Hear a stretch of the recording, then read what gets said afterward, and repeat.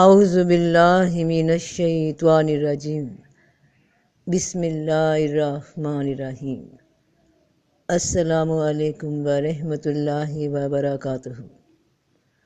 8 مارچ 2020 کو جو خواتین عورت مارچ میں اپنی آزادی کی آواز اٹھانے جا رہی ہیں تو تم تو پہلے ہی آزاد ہو، تو یہ مارچ کن عورتوں کے لیے نکالا جا رہا ہے؟ جو عورتیں اپنے گھروں میں باعزت طریقے سے با پردہ طریقے سے رہ رہی ہیں، جن کو خاندانی رشتوں کے لحاظ ہیں، جو تعلیم یافتہ بھی ہیں، ان میں سے بہت سی عورتیں معزز پیشوں سے بھی وابستہ ہیں، جیسے کہ ڈاکٹر، ٹیچرز اور کئی گھریلو خواتین ہیں جو گھر کی ذمہ داریاں بخوبی نبھاتی ہیں۔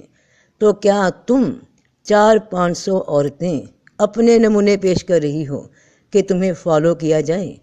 کیوں کہ ہم گلیوں میں آزاد عورتوں کی طرح گھومیں، جو دل چاہے وہ لباس پہنے تو کوئی کچھ نہ بولے؟ اس طرح کی ایکٹیویٹیز کو سپورٹ کون کر رہا ہے؟ وہ طبقہ جو پہلے ہی آزاد ہے اور باقیوں کو بھی اپنی لپیٹ میں لینے کو ایسے پھندے تیار کر رہا ہے۔ یہ سب باتیں ہمارے معاشرے کی نہیں، ہمارے دین کی نہیں۔ کون روکتا ہے تمہیں تعلیم حاصل کرنے سے؟ جو بھی مارچ کر رہی ہو، اگر تم اتنی تنگ ہوتی، اتنی کنٹرول ہوتی تو مارچ کیسے کر رہی ہو؟ تم صرف اپنے ساتھ ان عورتوں کو بھی باہر نکالنا چاہتی ہو جو گھروں میں عزت دار باوقار طریقے سے زندگی بسر کر رہی ہیں۔ کیا اس مارچ کو کر لینے کے بعد تم نے کوئی علیحدہ بستی بنا رکھی ہے کہ وہاں چلے جاؤ گے اور وہاں مرد نہیں ہوں گے، جہاں تم اپنی مرضی کر سکو گے اور وہاں صرف عورتیں ہی رہتی ہوں گی؟ یا یہ اپنا تماشا سر عام دکھا کر پھر اسی گھر میں واپس جانے کا ارادہ ہے جہاں سے یہ مارچ کرنے نکلی ہو؟ اگر تم پہ کوئی زور زبردستی ہوتی گھر والوں کی جانب سے یا شوہر کی جانب سے تو کیا تم یہ مارچ کرنے آ سکتے تھے؟ یہ سب ڈرامے بازیاں ہیں تم لوگوں کی، جو لوگوں کے اخلاق، کردار اور اسلامی معاشرتی خاندانی نظام تباہ کرنے کی سازش کی جا رہی ہے۔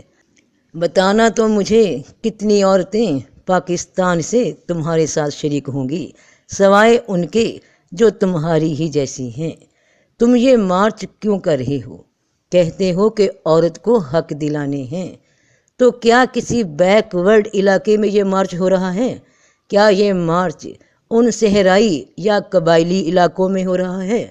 تم تو یہ مارچ بڑے شہروں میں کر رہے ہو، یہ تماشا دنیا کو دکھانے کے لیے۔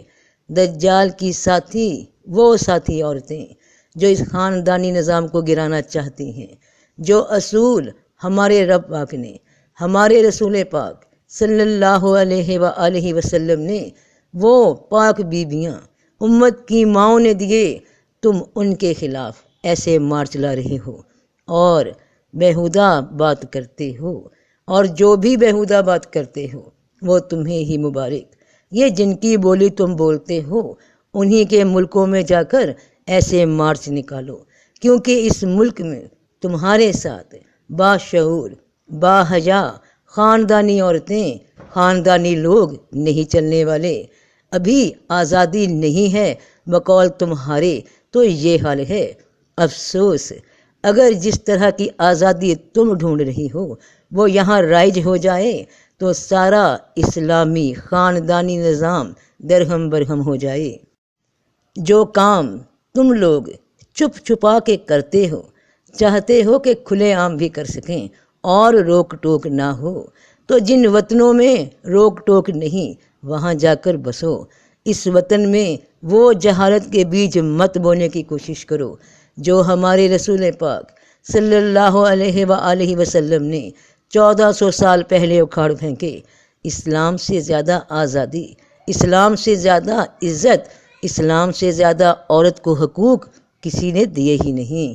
تم خود بھی دین سے دور ہو اور نوجوان بہنوں، بیٹیوں کو بھی دور کرنا چاہتے ہو۔ انہیں جھوٹی آزادی کے خواب دکھا کر تو شرم کرو، حیا کرو، خدا نہ کرے کہ ہمارے ملک میں ایسا کوئی نظام آئے جو تم جیسی عورتیں لانا چاہتی ہو۔